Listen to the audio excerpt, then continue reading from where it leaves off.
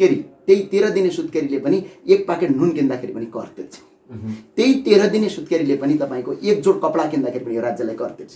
त्यो कर केका लागि तिर्यो त्यो नागरिकले भने म दुःखमा परे भने, म अप्ठ्यारामा परे भने राज्यले सहयोग गर्छ भने। तर त्यही तिरेको करबाट विष्णु पौडेल जस्ता अपराधीका चोर छोराहरू ओम्नी ग्रुप खडा गरेर देशको अर्थतन्त्रलाई कुम्ल्याउँछन् भन्दाखेरि राज्यबाट तिरेको कर, विष्णु पौडेलको आफ्नो व्यक्तिगत सम्पत्तिबाट या केपी ओलीको व्यक्तिगत सम्पत्तिबाट या शेरबहादुर देउवाको व्यक्तिगत सम्पत्तिको हामीले कुरा गरेका होइनौँ। जनताले पाइ गरेर तिरेर, किनभने विकास होला, गरिबलाई राहत होला।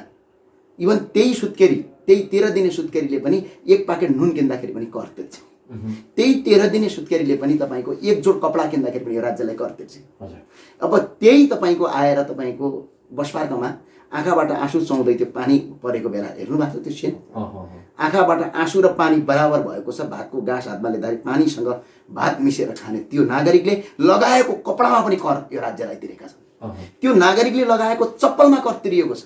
त्यो नागरिकले कहीँ पिसाब फेर्न गयो भने पनि कर तिरिएको छ। त्यो कर केका लागि तिर्यो त्यो नागरिकले भने म दुःखमा परे भने, म अप्ठ्यारामा परे भने राज्यले सहयोग गर्छ भने। तर त्यही तिरेको करबाट विष्णु पौडेल जस्ता अपराधीका चोर छोराहरू ओम्नी ग्रुप खडा गरेर देशको अर्थतन्त्रलाई कुम्ल्याउँछन्। त्यहीँबाट सुकुम्बासी विष्णु पौडेल अरबौँको घर छोड्याउँछ। त्यहीँबाट सुकुम्बासी विष्णु पौडेल बालुवाटारको जग्गा किन्छ। तपाईँ सोच्नुहोस् न, हाम्रो आपत्ति त्यहाँसँग हो।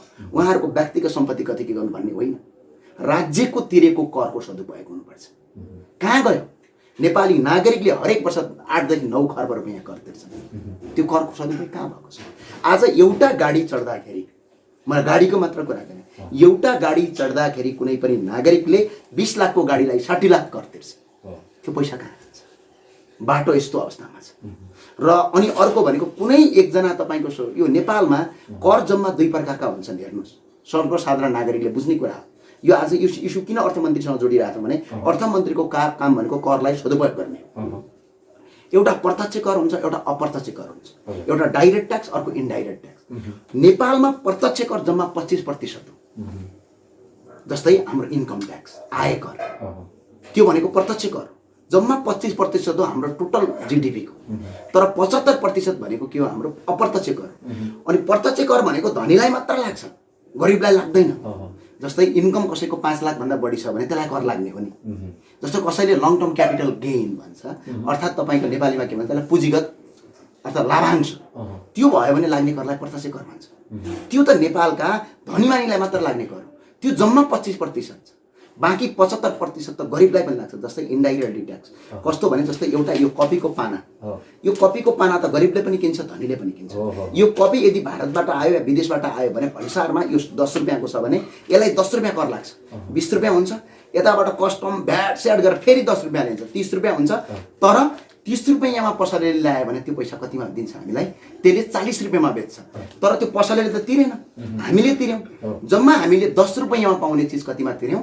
40 रुपियाँ तिर्यौँ। बाँकी 30 रुपियाँ कहाँ गयो? यही राज्य केपी ओलीको खर्च, यही प्रचण्डको तपाईको 77 जना सुरक्षाकर्मी खर्च, यही विष्णु पौडेलको अपराधी छोरो ओम्नी काण्डमा घोटाला खर्च, यही तपाईको आइसके पछाडि यी शेरबहादुर देउवाहरू यिनीहरूको खर्च।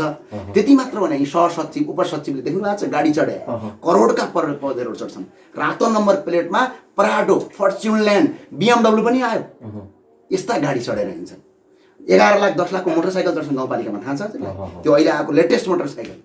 यो जनता, यही जनताले तिरेको, त्यही रत्न पार्कमा आँखाबाट आँसु चुहाउँदै खाने दाइले तिरेको कर हो। त्यही स्वयम्भूमा तपाईको आइसके पछाडि 13 दिनको बच्चालाई काखी च्यापेर 10 किलो चामलका लागि धर धरी रोइरहेकी आमा, त्यो दिदीको तपाईको सारी र चोलो किनेको पैसाको कर।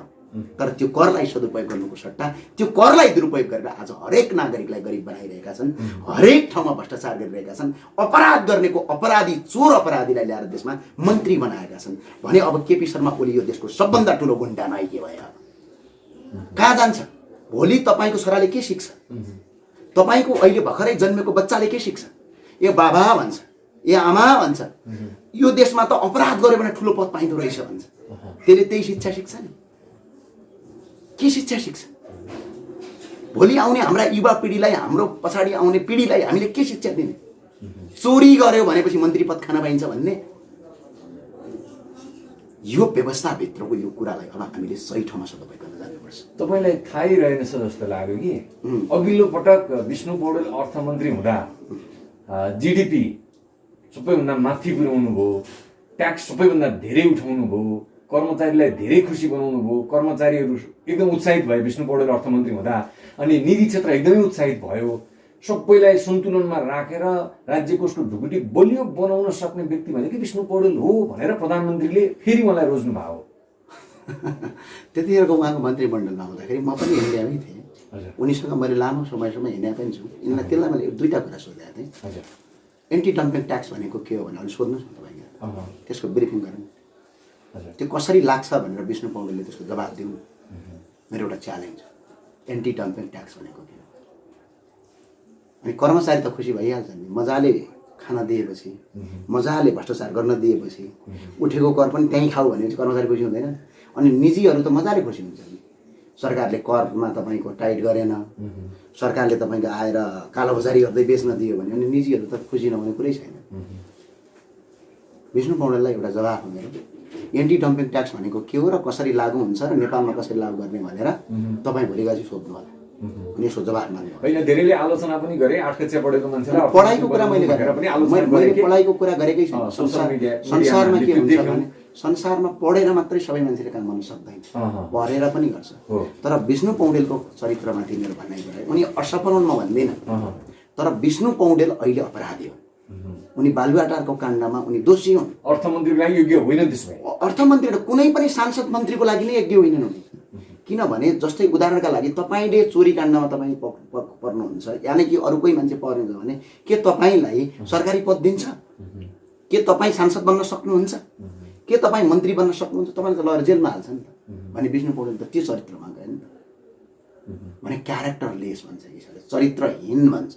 उहाँ चरित्रहीनमा जानुभयो, किनभने बालुवाटारको जग्गा काण्ड प्रकरण उहाँले काम गर्नुभएको बेला अहिले पनि ठुलो चुनौती छ उनी माथि।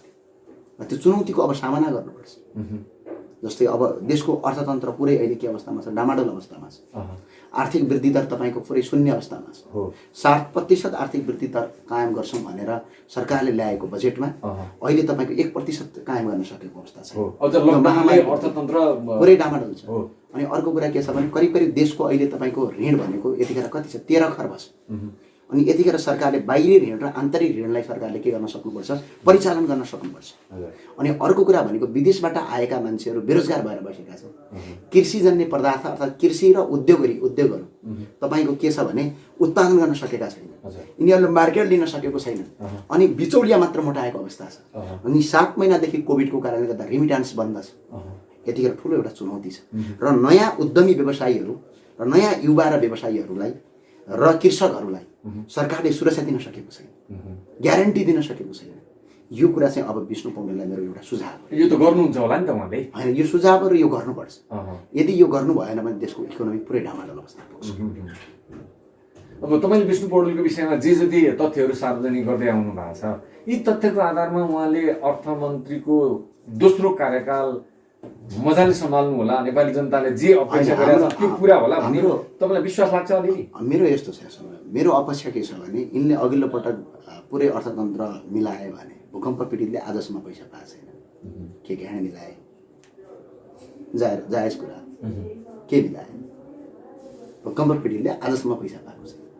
राजनीति गर्ने एजेन्डा भएको छ नि त, राजनीति गर्ने एजेन्डा भयो, अरू विपक्षी दलका पार्टीले। अनि के यिनले मिलाए?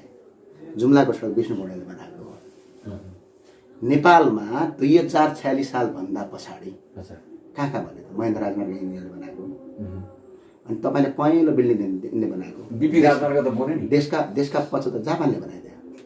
त्यो त प्रजातन्त्र आएपछि जापानले बनाएको, जापानको लगानी हो भने। यो भने त कौशलदारको अहिले काठमाडौँ सडकमा यिनले बनायो भने भयो त, हेरेन रोड पनि यिनले बनायो भने भयो त। पुरै चाइनाको यार्ड छ, चाइनाले बनाएको रेन रोड।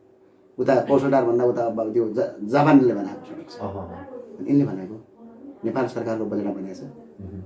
अनि अर्को कुरो तपाईँले एउटा कुरो मैले आग्रह गरेँ, 2046 सालभन्दा पछाडि नेपालमा कतिवटा स्कुल बने, कतिवटा क्याम्पस बने, कतिवटा सडक बने, कतिवटा कल कारखाना बने? हिसाब किताब गर्नुहोस् त, 0।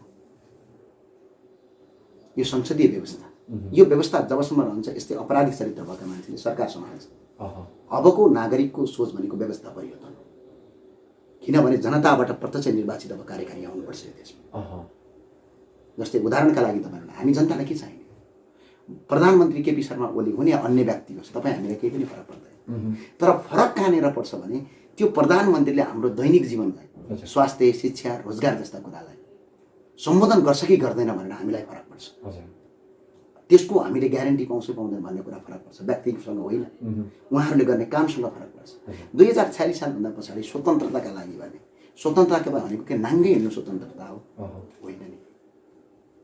अनि स्वतन्त्रताका लागि भयो ल, मैले माने, निरङ्कुश थिए त्यो पनि मैले माने, तर विकासका हिसाबमा जिरो भयो। अनि हामी नागरिकलाई के चाहिएको, यदि हेटौडा टेक्सटाइल नेपालमा हुन्थ्यो, यदि हेटौडा टेक्सटाइल अहिले चलिरहेको हुन्थ्यो, वीरगन्जको चिनी कारखाना चलिरहेको हुन्थ्यो, बाँसबारी छाला उद्योग चलिरहेको हुन्थ्यो, अनि भ्रिकुटी कागज कारखाना चलिरहेको हुन्थ्यो, हेटौडा घिउ मिल चलिरहेको हुन्थ्यो, त्यसपछि बुटोल धागो उद्योग चलिरहेको हुन्थ्यो, यानि कि यस्तै 44-45वटा ठुल्ठुला संस्थानहरू चलेको भइदियो है।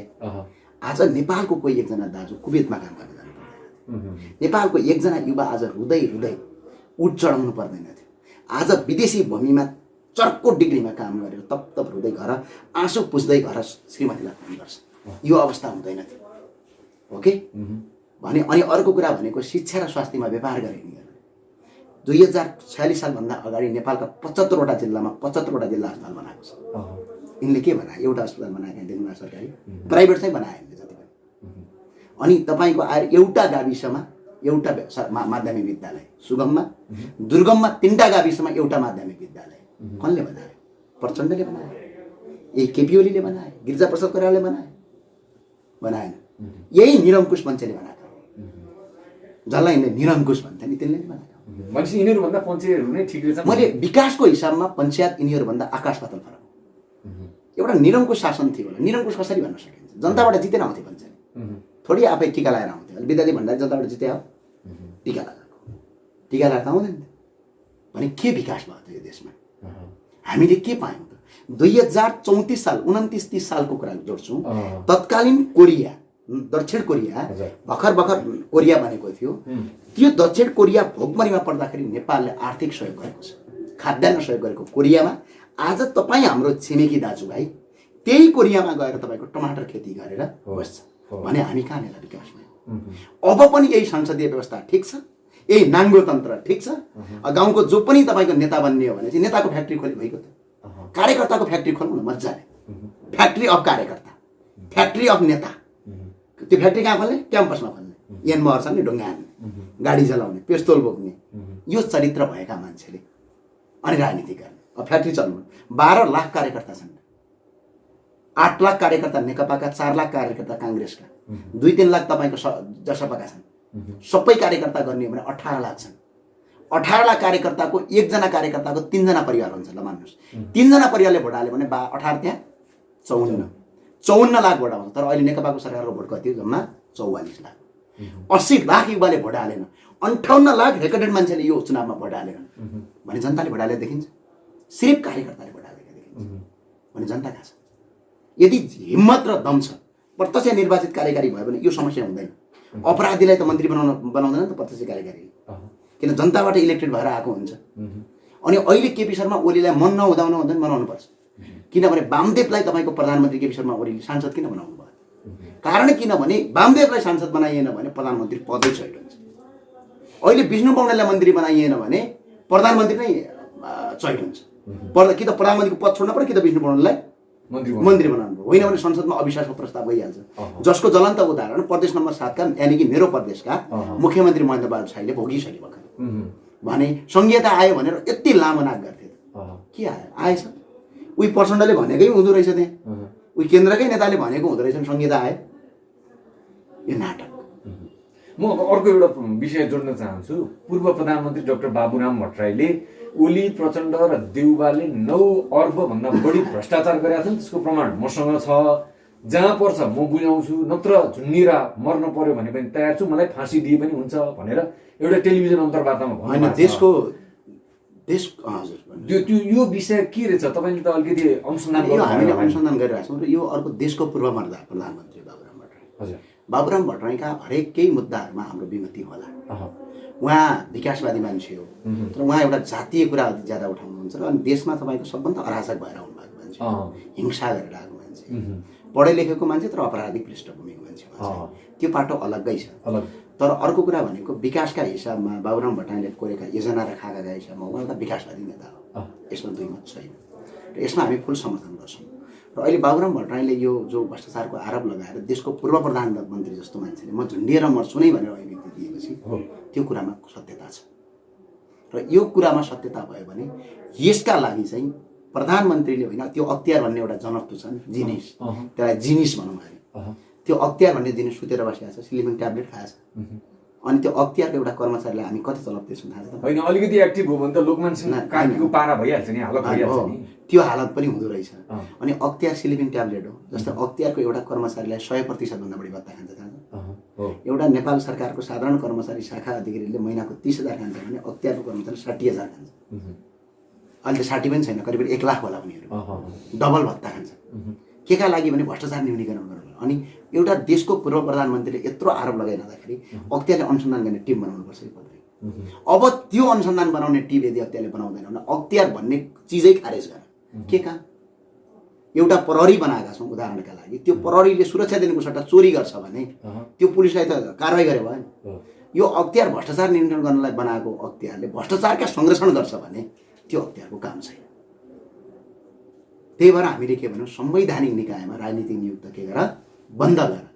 राजनीतिक नियुक्ति अख्तियारको प्रमुख बन्न, निर्वाचन आयोगको प्रमुख बन्न राजनीतिक नियुक्ति भयो भने हालत यस्तै हुन्छ। विष्णु पौडेल चोरो भन्दा भन्दै पनि कारवाही नहुने, पूर्व प्रधानमन्त्रीले भ्रष्टाचार गरेका छन् भन्दाखेरि पनि कारवाही नहुने।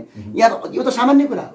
वाइट बडीको स्वयं मैले फाइल लगाएर गएको छ अख्तियारले, छानबिनै गर्दैन भने नसुने जस्तो कान बुझा हालेर है, कस्तो चरित्र। अनि यस्तो गर्दाखेरि यो देशका अङ्ग आज कानुन पनि बिक्रीमा छ, यहाँ न्याय पनि बिक्रीमा छ, प्रहरी बिक्रीमा, अख्तियार बिक्रीमा, साराका सारा एउटा झुन्ड बनेको छ। यो झुन्डले यो देश पुरै सखा पारिसक्यो। अब नागरिक यदि साँच्चै देशमा रोजगारी चाहिने हो, साँच्चै निःशुल्क शिक्षा चाहिने हो र निःशुल्क स्वास्थ्य चाहिने हो भने यो देशमा व्यवस्था अब परिवर्तन गर्नुपर्छ। यो संसदीय व्यवस्था अन्तर्गत यदि म ज्ञानेन्द्र शाही यहाँ अहिले जो समाजमा छन्, कुलमान घिसिङहरू, रवि लामी छानेहरू, अनि हाम्रो रमेश खरेलहरू पनि हुनुहुन्छ, उहाँहरूलाई पनि मन्त्री बनाएर देखाउनुहोस् न। फुटेको कौडी काम गर्न सक्दैन, इभन मैले पनि गर्न सक्दिनँ, केही पनि गर्न सक्दिनँ हामीहरू। कारण किन गर्न सक्दैनौँ भनेपछि यो संसदीय व्यवस्थाले हामीहरूको व्यवस्थामाथि के गर्छ, केही पनि कामै गर्न दिँदैन। हामी यही निष्कर्षमा पुगौँ, प्रधानमन्त्रीले जति पटक मन्त्रीमण्डल हेरफेर गरे पनि, परिवर्तन गरे पनि हुनेवाला केही छैन। रूप फेरिने हो, व्यक्ति फेरिने हो, कार्यशैली फेरिँदैन। किनकि कार्यशैली परिवर्तन गर्न सक्ने खालका मान्छे छनौटमै परेनन्। यही निष्कर्ष निकाल्दा हुन्छ होइन?